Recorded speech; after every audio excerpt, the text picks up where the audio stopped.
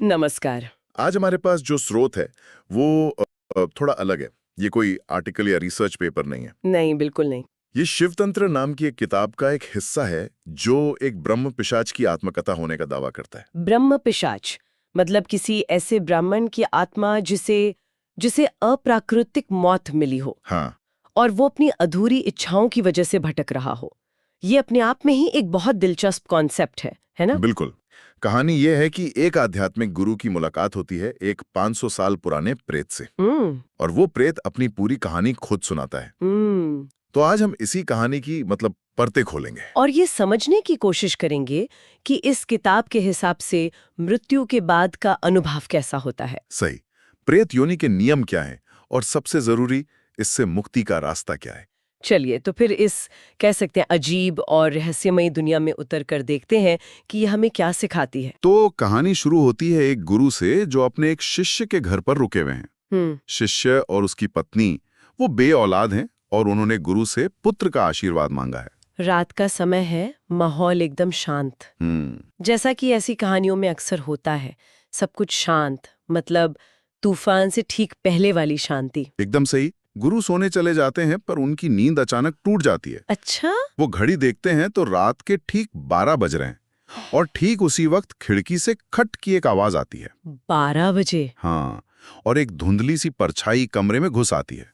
और समय देखिए, ठीक 12 बजे। फिल्मों और कहानियों में हमेशा यही समय क्यों चुना जाता है? पता नहीं। ऐसा लगता है जैसे ये इंसानी और दूसरी दुनिया के बीच का कोई पोर्टल हो, जब दोनों दुनियाओं के बीच का पर्दा सबसे पतला हो जाता है। हाँ, ये क्लासिक सेटअप है। गुरु हिम्मत करके बत्ती जलाते हैं और उस परछाई से पूछते हैं कि वो कौन है। और जो जवाब मिलता है वहीं से कहानी असल में शुरू होती है।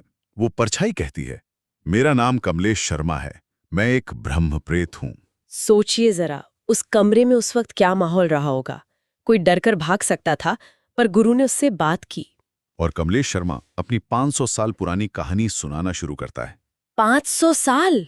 वो बताता है कि आज जहां शिष्य का घर है, 500 साल पहले उसी जगह पर उसका अपना घर हुआ करता था। यहीं से मतलब वो जो जुड़ाव और मोह की परतें हैं वो खुलनी शुरू होती हैं। उसकी कहानी बहुत दुखद है। वो एक ब्राह्मण था और किताब के अनुसार कुछ आक्रमणकारियों ने उसकी पत्नी और बेटी का धर्म बदलकर अच्छा। उनसे शादी कर ली और उसकी बेरहमी से हत्या कर दी। वक्त के साथ उसका घर खंडर हो गया और उस जमीन पर एक पीपल का पेड़ उगाया। कमलेश की आत्मा उसी पेड़ पर रहने लगी। तो वो पेड़ सिर्फ एक पेड़ नहीं था, वो 500 सालों तक उसकी पहचान, उसके गुस्से और उसके अतीत का एक जिंदा स्मारक था। बिल्कुल। और अब गुरु के शिष्य ने उसी जमीन पर घर बनाकर उस पीपल के पेड़ को भी कटवा दिया है। ओहो। यानी उसका वो आखिरी ठिकाना भी छिन गया। ये कहानी मोह का एक जबरदस्त उदाहरण है। 500 साल, ये कोई छोटा मोटा वक्त नहीं है। नहीं। ये सिर्फ जमीन का टुकड़ा नहीं है, ये एक तरह का ट्रॉमा लूप है, जैसा मनोविज्ञान में कहते हैं। सही। आत्मा एक ही घटना, एक ही दर्द को सदियों से जी रही है और वो जगह उसे उसी लूप में फंसाए रखती है। और ये गुस्सा उसकी धमकी में साफ दिखता है।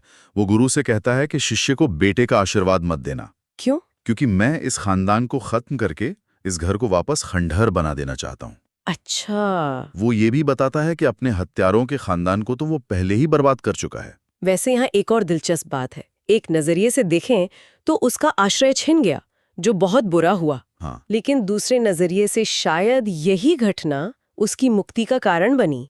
अगर वो पेड़ नहीं कटता तो वो शायद अगले 500 साल भी उसी से बंधा रहता और कभी किसी गुरु से मदद मांगने नहीं आता। ये बहुत अच्छा पॉइंट है। इसके बाद गुरु डरने की बजाय और उत्सुक हो जाते हैं।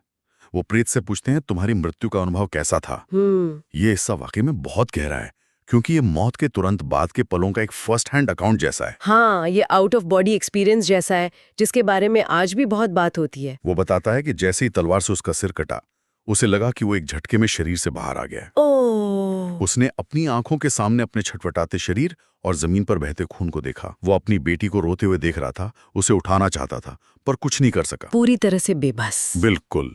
और यही बेबसी और गुस्सा वो ऊर्जा बनी जिसने उसे आगे नहीं बढ़ने दिया। मुक्ति की जगह उसका मन बदला लेने की भावना में अटक गया। अगर उस वक्त मन में शांति या स्वीकृति होती तो शायद कहानी कुछ और होती। एक विशाल पारदर्शी महल जो रोशनी और खुशबू से भरा था। अच्छा। वहां एक बहुत तेजस्वी व्यक्ति ने उसे डांटा कि तुमने अपना कीमती इंसानी जीवन मोह और क्रोध में बर्बाद कर दिया, और उसे प्रेत लोक भेज दिया गया। तो ये एक तरह का जजमेंट हॉल या कह सकते हैं कि एक कॉस्मिक एडमिनिस्ट्रेटिव ऑफिस जैसा है जहां कर्मों का लेखा जोखा होता है। और दूसरा पड़ाव इसके बिल्कुल उल्टा था। 5 भयानक काले दूतों के साथ एक कभी न खत्म होने वाला सफर, जो अंधेरे और बदबू से भरा था। चारों तरफ सिर्फ चीखें, दर्द और कोलाहल था। बाप रे। कहानी में एक और मोड़ तब आता है जब प्रेत लोक में उसे दूसरी आत्माएं बताती हैं कि उसकी पत्नी ही उस हमलावर से प्यार करती थी और उसी ने उसकी हत्या में मदद की थी। इस एक जानकारी ने उसके 500 साल के गुस्से को एक नई दिशा दे दी होगी। सही। जिस परिवार के सम्मान के लिए वो मरा, उसी में धोखा।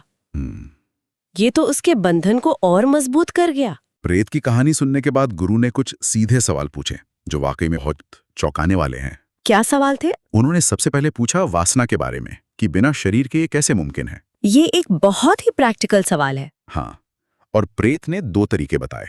पहला, वे ऐसी औरत खोजते हैं जो पूजा पाठ नहीं करती, जिसका मन कमजोर हो। हाँ। फिर वे उसके दिमाग पर कब्जा कर लेते हैं और अपनी इच्छा का शरीर बनाकर उसके साथ संभोग करते हैं। अच्छा। दूसरा तरीका और भी अजीब है। वो किन्हीं 2 स्त्री पुरुष के मन को उकसाकर उन्हें सहवास के लिए प्रेरित करते हैं।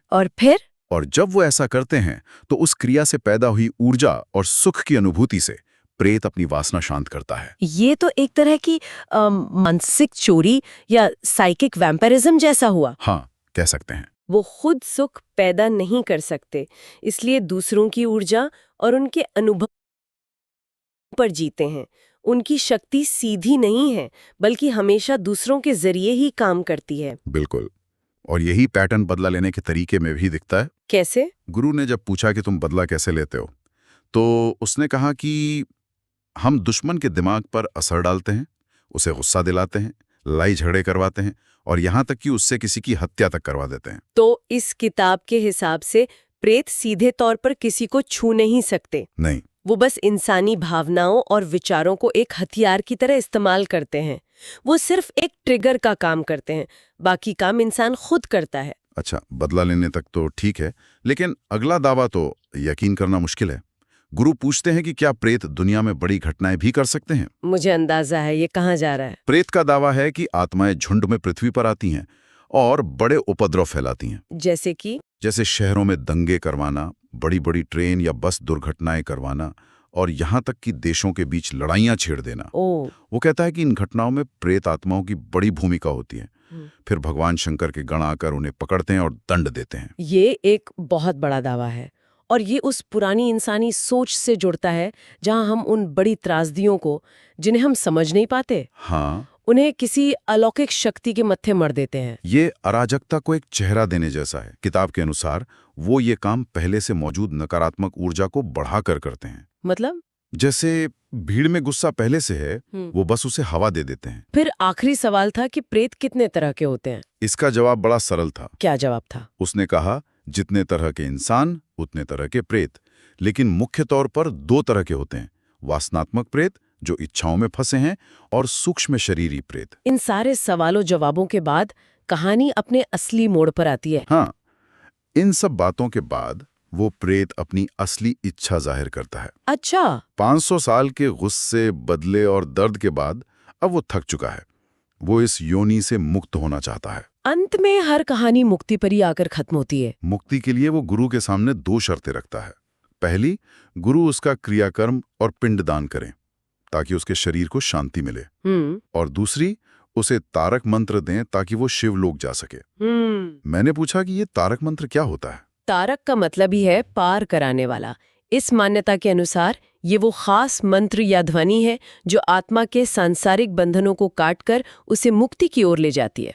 अच्छा। इस कहानी में उसका लक्ष्य शिवलोक है, जो भगवान शिव का धाम माना जाता है। और गुरु उसकी बात मान लेते हैं।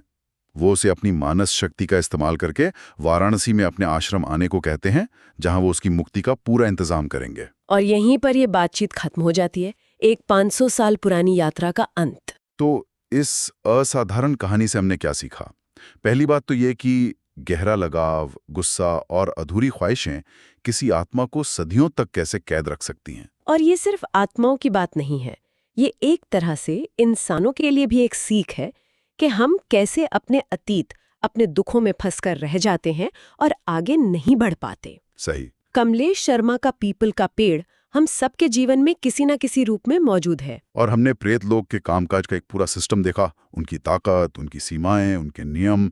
ये किसी की कल्पना से कहीं ज्यादा व्यवस्थित लगता है। और सबसे जरूरी बात, ये कहानी बदले से ज्यादा मुक्ति के महत्व को दिखाती है।